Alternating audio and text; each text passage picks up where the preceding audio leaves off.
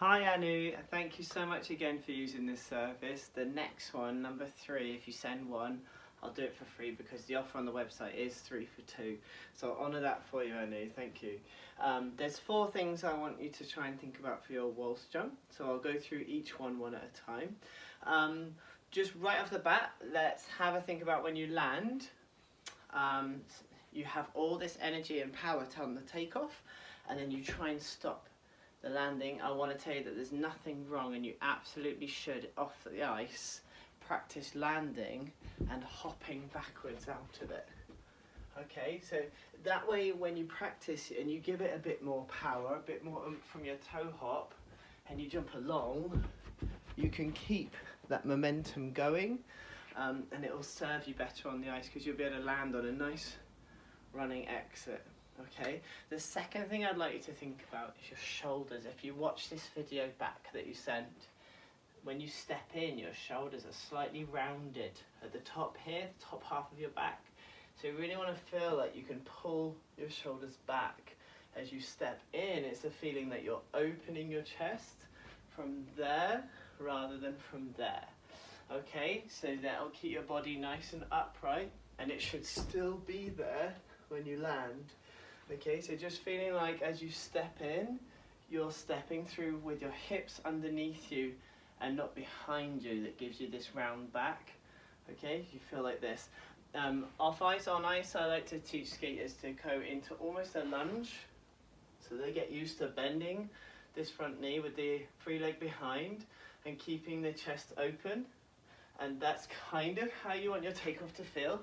Obviously it's not that low, but then when you try it in the waltz jump, you kind of get the right feeling for it. Okay. Number 3 thing I want you to work on is your free leg delivery. It looks like your free leg stops and then comes down, which is great in preparation for your toe loop and your salchow, and one day eventually your axel. But for a 3 jump or a waltz jump, I think I want to give you permission to allow this foot to go ahead of your knee because it's only half a rotation. You can have some fun with it and get it to leap and fly through the air. So a follow through with the leg would be to not stop it, to allow it to keep going.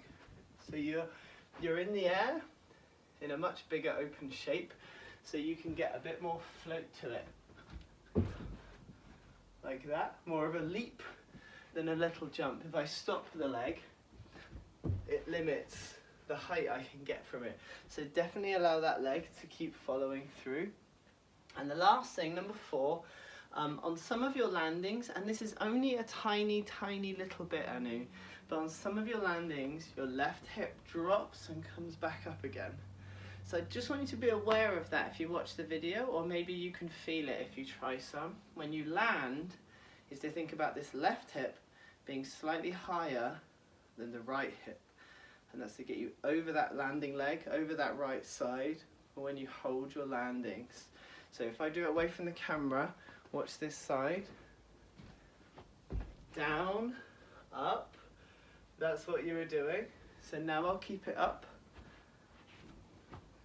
Up, and back.